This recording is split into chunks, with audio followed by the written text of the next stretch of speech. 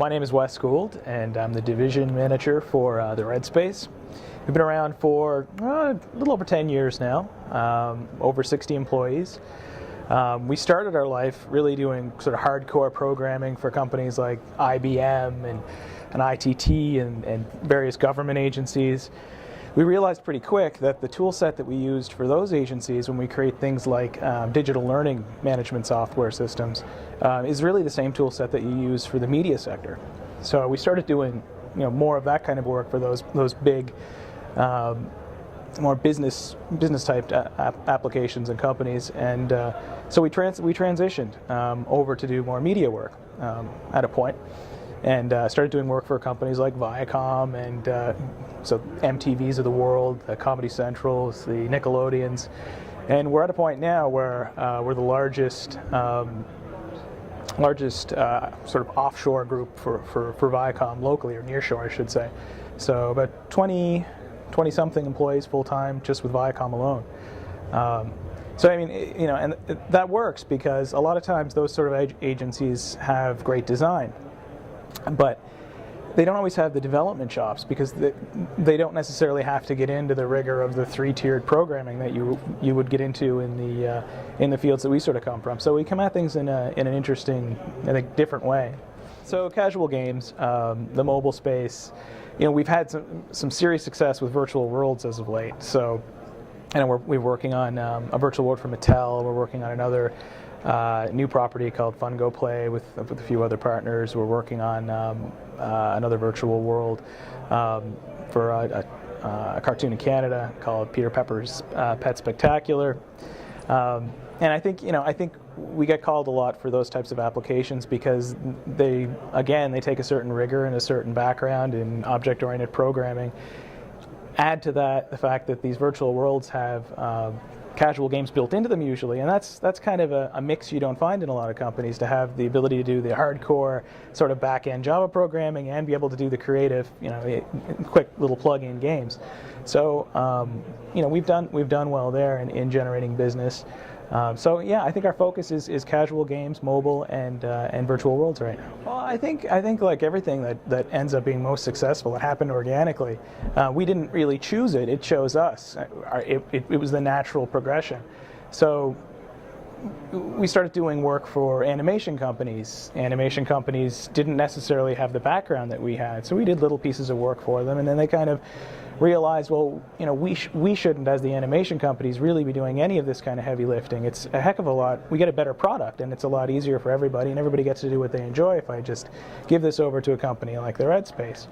So we started doing more and more of sort of the heavy lifting behind the scenes, and then at some point, again, the natural organic progression was to stop and say, well, we have all these heavy lifting kind of skills, and we've brought on animators and designers, so maybe the next step is to take all these ideas that we've generated through working with all these other companies and create some of our own original IP. At the end of the day, services work is great, it's lucrative, but you're sort of doing work for somebody else, and you have all these great ideas in the back of your head, and the way that you sort of get those great ideas out is to create original IP.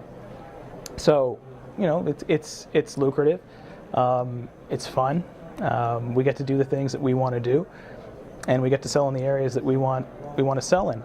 So that's why we've moved to this space, and we have right now a few casual games coming out. So we have Contraption Max.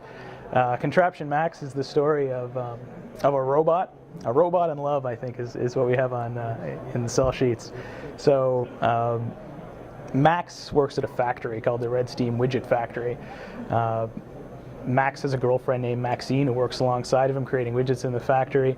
Their foil is Dr. Nod, the evil Dr. Nod, who was fired from the Red Steam Factory for crushing robots.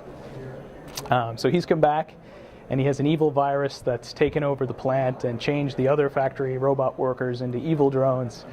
And of course, Max has managed to get free of the evil drones, but Maxine has been captured. So you're Max, you're creating using the machines within the factory to create new machines and to navigate your way through each level of the factory till you reach the top floor when you can finally rescue Maxine. Another game we think that's really going to resonate with everyone is Angry Neighbors. Angry Neighbors is going to be sold on the XBLA network. We're using the Torque engine to build that. Max was a pure Flash game that's going to be sold through the casual game spaces. Angry Neighbors is really about something everybody's familiar with, and that's the neighbors that everybody loves to hate. So everybody's had a circumstance, I think, where a neighbor's borrowed maybe a lawnmower, and you just wish sometimes, I wish I could get even with that neighbor, maybe, or I wish that maybe there was some way that there could be some retribution for all the things they've borrowed and never returned. So this is your chance to get that retribution. So you play as a neighbor in a neighborhood, and you're able to throw things with your catapults and different machinery at your fellow neighbors. The game progresses, you're able to actually take over their house. And when you take over their house, you get a nicer house. Not bad, but you have to be careful you haven't destroyed their house while you're tossing all these things. So it's a balance. When you get that house, you get new ammunition types, you get upgraded furniture to throw, you get all these different things. So, it's a very classy game. I'll start it with the strong points. And Halifax is a creative city. The art in Halifax is tremendous. The music in Halifax, as everybody knows, is excellent, wonderful. We have a young population. We have a lot of universities. I think the largest number of universities per capita of anywhere in North America. We're well situated. We're an hour flight from New York. We're an hour and a half from Montreal, which is the major hub in Canada for game production.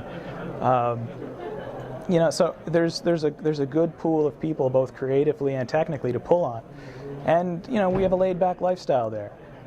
People live there because they enjoy it. They enjoy the outdoors. They enjoy the people. They enjoy the friendliness, and that's part of the sell. I mean, and you can feel that in the type of games that you create there. You get a different feel than I think you get in the hustle and bustle of other cities. People can sort of take a moment and develop what they really want to develop, and as I said before, things grow more organically, I think, in that way.